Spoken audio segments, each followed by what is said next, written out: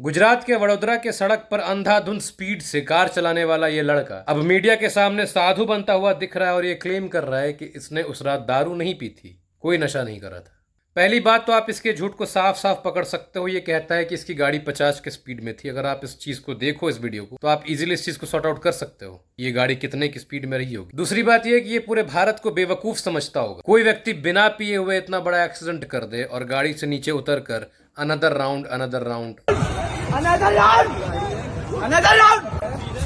कुछ इस प्रकार से चिल्लाए, कोई बेवकूफ ही होगा जो इसकी बात पर यकीन करेगा कि इसने शराब नहीं पी हुई थी। हैरान करने वाली बात यह है कि इस लड़के को दारू मिला कहां से। गुजरात एक ड्राई स्टेट है, लेकिन अगर गुजरात में कोई बाहर से विजिटर जाता है आउटसाइड ऑफ गुजरात से, तो उसको शराब मिल सकती है लिकर परमिट के द्वारा। और लिकर परमिट बनाने के लिए वोटर आईडी, ड्राइविंग लाइसेंस, ऐसे कागजात लगते हैं। ये तो जांच का विषय होगा ही कि इसको दारू कहां से मिला। लेकिन आप जरा उस महिला के बारे में सोचो, जो महिला शांति से स्कूटी पर जा रही थी। उसके घर में बच्चे होंगे, उसके भाई बाप होंगे। अचानक से कोई बिगड़ा लौंडा आता है दारू पिए हुए, अपने कसूर के कारण, अपने मस्ती के कारण किसी और के घर की खुशियों को बर्बाद करके चला जाता है। इस चीज़ में ना बिल्कुल भी राजनीति नहीं होनी चाहिए, पार्टी पॉलिटिक्स नहीं होनी चाहिए कि इस पार्टी को सपोर्ट करना है, यहाँ पर ये बोल दूंगा तो ये पार्टी डिफेम हो जाएगी। बिल्कुल नहीं, यहाँ पर न्याय मिलना चाहिए। इसलिए आई डोंट थिंक कि उम्र कैद से कुछ कम की सज़ा होनी चाहिए इससे।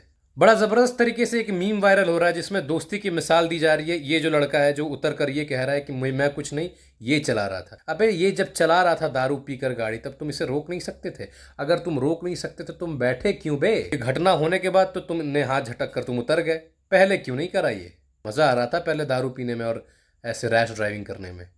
दोस्तों, दोस्ती की कोई सीमा नहीं होनी चाहिए। दोस्ती शुड बी लिमिटलेस। और दोस्ती का डेफिनेशन कौन तय करेगा?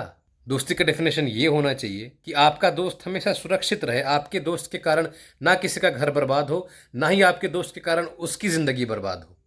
और ये तो ज़िंदगी बर्बाद करने वाली काम थी भाई।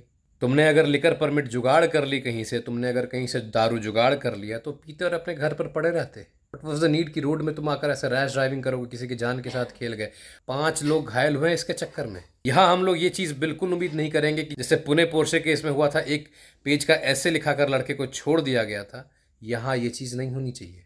ये लड़का इतने नशे में धुत था कि जब लोग इसको पकड़ते हैं तो ये किसी निकिता का नाम लेता है, तो कभी ओम नमः शिवाय चैंट करता है। कुछ कुछ यूट्यूबर आकर इस पर भी राजनीतिक रोटियां सेक रहे हैं कि ओम नमः शिवाय बोल के ये बचना चाह रहा है। साफ साफ दिखा जा सकता है कि किस प्रकार ये नशे में धुत है। ये सारी चीज़ें जो इसके मुंह से निकल रही है ना, ये नशे में निकल रहा है। मैंने पहले भी कहा कि हर चीज़ को पार्टी पॉलिटिक्स से मत जोड़ो।